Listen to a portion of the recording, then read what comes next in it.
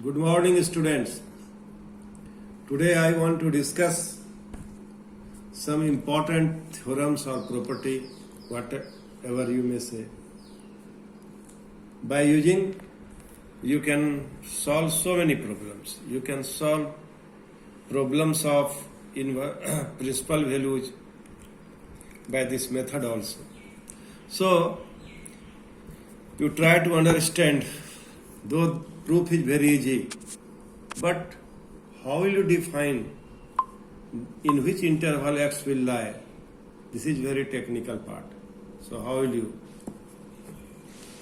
keep in your mind? How will you remember it? Here you have to prove sine inverse of sine x is equal to x. And in another theorem, theorem number 2, sine of sine inverse is equal to x.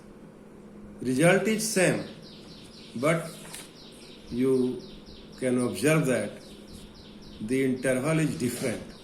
Interval is different. Try to understand. How will you prove? Sine inverse of sine x is equal to x, and x belongs to minus pi by 2 to pi by 2. Here you may feel in confusion. Sine inverse x, then x belongs to minus 1 to 1. But here it is written that sine inverse of sine x, x belongs to minus pi by 2 to pi by 2. So, if you put finger here, sine inverse, and then this sine x will be the angle. So, the maximum value of sine inverse, or you may say the range of this sine inverse, whatever is this angle, will be minus pi by 2 to pi by 2. One logic. Another logic is sine x, sine inverse of sine x.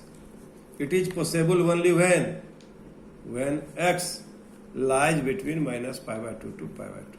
This is a composite function, not only trigonometrical inverse. So break it. You may read it in this way, sine inverse of sine x. So this x is invertible when x lies between minus pi by 2 to pi by 2. Another reason. In this way, by the same reason, you can remember this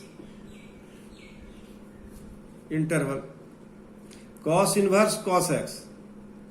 This inverse is possible only when this x belongs to 0 to pi. 0 to pi. If x belongs to 0 to pi, then it is invertible. Then it is invertible. Another reason, put here finger. Cos inverse. This will be the angle. So, what will be the range of the cos inverse? Of course, 0 to pi. 0 to pi. So in this way, you can remember this interval. This is very important. It will be helpful while you will be going to solve the problem.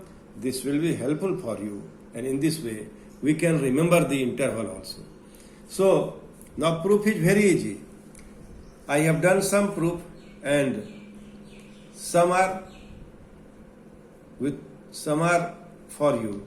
Now you consider how you prove. Sine inverse sine x is equal to x. So consider this sine x is equal to y. Sine x is equal to y. You consider. Where x belongs minus pi by 2 to pi by 2 is very important. This is very important. How will you remember it? You can ask question within yourself that sine inverse of any function is possible only when it is invertible, and for this purpose the value of x will be minus pi by 2 to pi by 2. In the domain we will put minus pi by 2 to pi by 2. Another reason is, if you put finger here and sine inverse of this angle, whatever the angle may be, the a range of this sine inverse is minus pi by 2 to pi by 2. So I hope you have understood all the reason and you will apply it in problem solving. It is not in your book, so you must listen your teacher. You must attend lecture of the teachers. Then only you can solve the problem easily. So this is my approach. You should be sincere. You should be honest.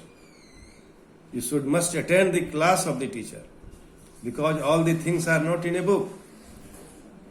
It will take too much time to make it clear. So you must attend the class of your teacher. Be attentive. So I just told you that proof is very easy. We consider sin x is equal to y. Then sin inverse y is equal to x. Sin inverse y is equal to x. And now put the value of y. So sin inverse of sin x is equal to x. In this way you will prove remaining properties. Now